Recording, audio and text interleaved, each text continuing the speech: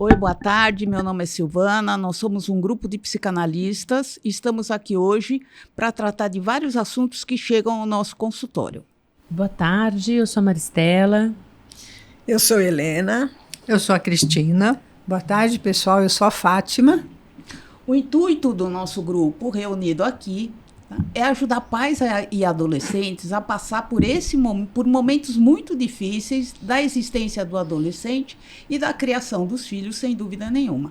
Serão 11 episódios.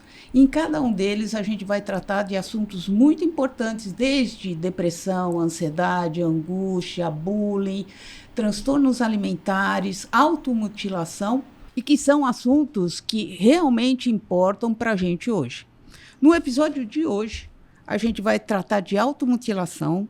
A automutilação é um comportamento intencional, porém complexo e multifatorial, que envolve a agressão ao próprio corpo. Embora seja um comportamento que pode ocorrer em qualquer idade, a gente sabe também que a automutilação não tem o intuito suicida, ok? Isso tem que ficar muito claro hoje. Tá? Embora, como a gente estava dizendo, embora seja um comportamento que pode acontecer em qualquer idade, ocorre principalmente na adolescência e início da vida adulta. Os tipos mais frequentes de automutilação são os cortes, né? Os socos em partes duras do corpo, né? Além das queimaduras e dos hematomas. Então, a questão que a gente vai discutir hoje é por que os jovens, e a maioria são jovens, se cortam e quais as consequências emocionais que levam o indivíduo a uma prática dessa. Então, Silvana, é muito interessante esse tema, porque a gente tem visto nos consultórios cada vez mais adolescentes que chegam realmente com essa questão da automutilação, né? A gente percebe que eles estão muito entristecidos, com muita angústia, e essa é uma forma de linguagem, né? O corte é como se ele estivesse colocando no corpo todas as emoções que ele não consegue lidar, raiva, frustração, sentimento de fracasso, no corte, como um alívio, é o que eles relatam para a gente, né? Como uma forma de expressar aquilo que eles não conseguem colocar para fora, ou o que eles estão passando, sentindo, as emoções. É uma fase que deixam de ser crianças para serem adolescentes e ainda não sabem direito lidar com esse turbilhão de emoções que essa fase geralmente proporciona, né?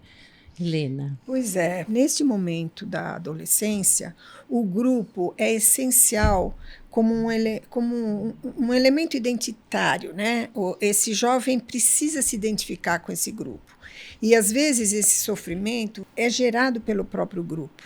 Né? Se ele tem um problema na escola, o grau de angústia que esse problema está causando, o bullying, que às vezes não é identificado pelos pais, ou às vezes até pelos professores e tal, angústias pessoais, porque é o início da sexualidade, mudanças corporais, um momento de depressão muito comum nessa fase da adolescência. Ele não é criança, mas ele sofre por ter perdido questões da infância e, ao mesmo tempo, ele não é um adulto.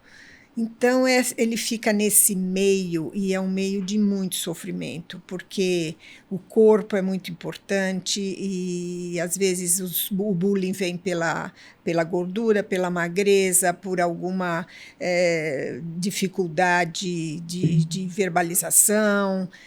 Enfim, são tão variados, porque a gente tem que lembrar que hoje tem as questões das redes sociais. Então, não é mais o bullying que se vê, né, mas é aquele bullying escondido, e que esse é o grande risco. E eles ficam nesse sofrimento e não tem outro canal, acaba indo para o corpo. E esse demonstrar esse sintoma no corpo faz a gente pensar e questionar e trazer para os pais essa observação, né? Observar o que está acontecendo com esse jovem, com esse adolescente, para detectar onde que está a causa dessa automutilação, porque isso é por acontecer situações e outras questões que ele não consegue falar, que ele não consegue expressar em casa, ou por não ter abertura, ou por ele ter dificuldade. Então, ele demonstra isso no corpo. E os pais precisam estar muito atentos a isso e muito próximos e muito presentes na vida desses adolescentes para ajudá-los nessa situação que é muito difícil, né? Nessa fase da vida que é muito difícil para eles, né? E para os pais também, né? Sem dúvida. Então, seguindo na linha que a Cristina está trazendo para a gente, eu acho que muito importante, então. Primeiro, os pais identificarem aquilo que foge da normalidade para aquele jovem, para aquele adolescente, considerando o comportamento dele diário dentro de casa. Então, a ansiedade ou a depressão dele, aquilo que fugir, na verdade, aquilo que fugir da normalidade, acho que vale a pena os pais ficarem atentos. E qual seria o papel desses pais, então? Acolher e escutar esse jovem, observá-lo, reconhecer que ele está com um comportamento muito diferente do que é habitual, dar espaço para ele falar. A gente sabe que eles têm dificuldade de fala, mas procurar de alguma maneira, pelos sinais, pelas mensagens que eles passam, o que está acontecendo. Os pais têm que estar atentos, naturalmente. Validar o sentimento dos filhos. Se ele está triste, não, você está triste porque você está triste. Reconhecer aquele sentimento, né?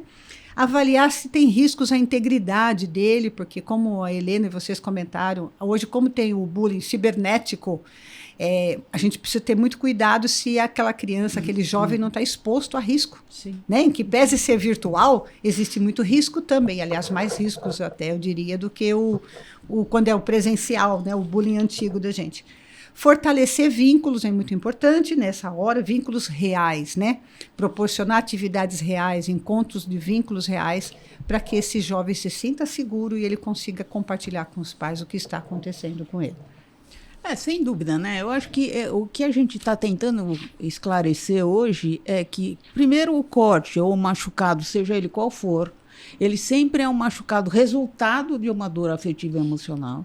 Essa dor afetiva e emocional, provavelmente, né, ela é resultado também, né, de um sofrimento que está relacionado aos pais, pode estar relacionado à relação com os pais, à relação com os colegas, né, a ele mesmo, né, de se identificar, como vocês mesmos falaram. Quer dizer, eu tenho que criar uma identidade, tenho que me organizar na adolescência. E muitos tentam se organizar e não se sentem igual a ninguém que eles têm em volta. Né? Porque tentar se identificar é muito complicado, porque todo mundo quer seu grupo, todo mundo quer suas coisas, né? Todo mundo quer ficar, né, junto com todo mundo. Então, essas questões emocionais são muito importantes e, como a gente mesmo falou, quando foge da normalidade, efetivamente, os pais deveriam ficar muito atentos. E o corte é um sintoma, né? Um corte é o final da linha. E a gente precisa, quando chega aí, é porque muita coisa aconteceu. Então, os pais têm que ficar atentos.